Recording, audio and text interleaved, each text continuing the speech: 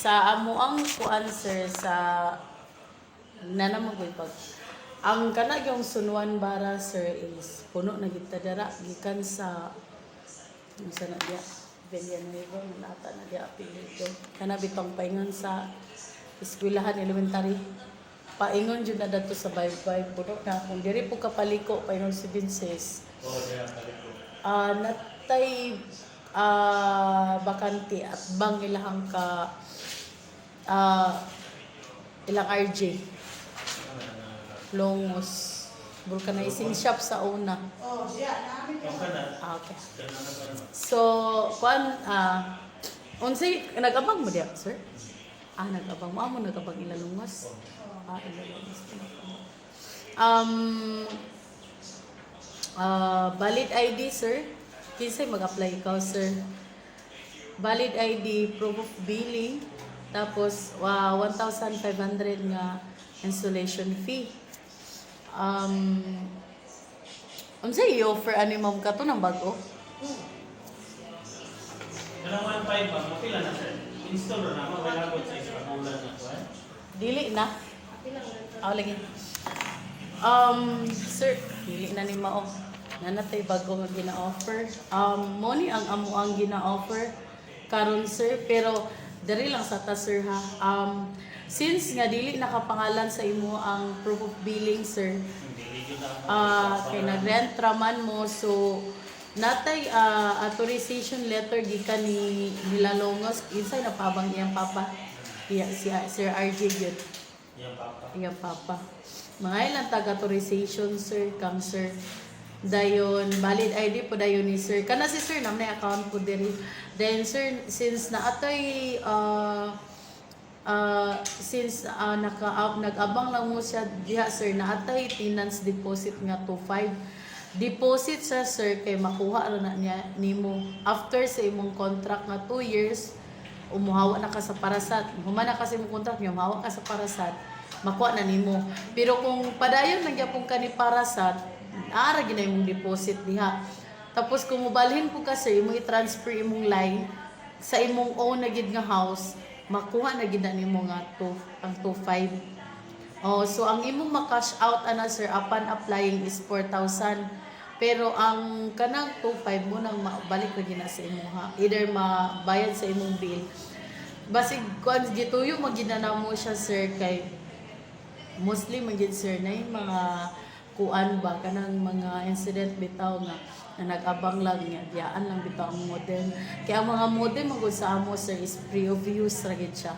So wala gid mo gibayaran sa modem kay bali gipahulam ra mo. Nya ang uban magud na sir since nag-abang ra sila dili na bitaw nila bali-balihon unya pag-abot dayon sa punto nga si owner na dayon ang mopuli atong nga house tapos mga apply dayon si owner dire or kanaay maka-apply atong nga house si magbayad ato tanan sir.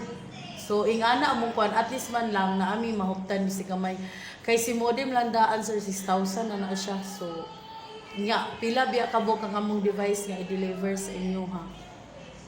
Dayon ang atuang kuan sir is naka-bundle siya na cable and internet. Pero for now sir, ang amo ang cable is wala pa gid mi atong free na mo.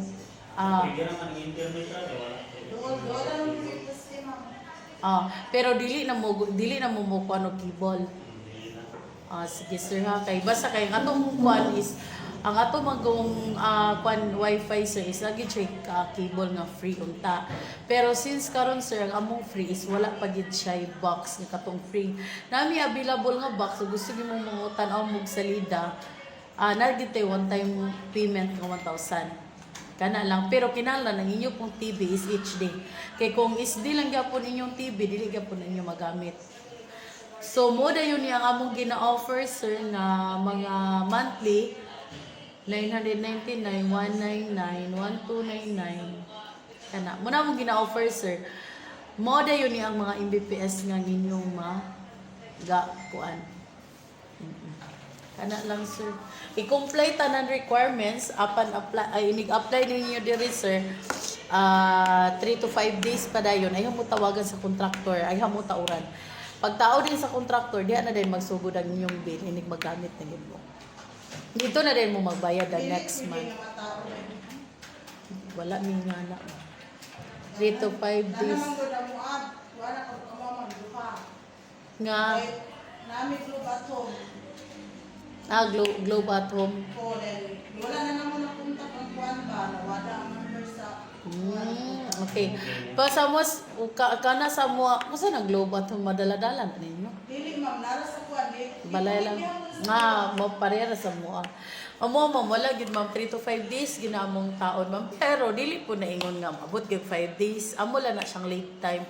Kay nagi possible gid ana nga masayo lang labi na bitaw og mingaw ang taon. Pero kung kuan, kung nung daghan kay magpataod, siyempre, maabtan gid ang mga pinakataas po ng kuwan taon, nung ulit ko ma'am na, pataon ni ba, taon ni siya. dili ma'am mag-require dili gid ta nga na amo ama. Pagbayad sa ta, mag-apply sa ta, gikan sa pag-apply 3 to 5 days pa rin atong paabot. Kaya, pagkuan din ninyo, kung kanus mo na tauran, natupod magsugod inyong bill. For example, kung mag-apply mo o uniya, tara, 25. So, basi matauran mo Monday, ang inyo ding March, ana, nga month, nga April 5 ninyo bayaran, na mo 2 days. 30 o 31. Si April 1 din o kanang April 30 masiguro ng April o April 30 dato na din na sa May 5 na din na ninyo bayaran. So inga na atong kuan. Wala gid mi diri-diretso nang good. Pero diha napatay vacant dara. Doora mo pud mo si Binsis if ever get kay na may si Binsis gud na may vacant sa si Binsis. Balik ro, ma'am. Sige. Sige, ma'am.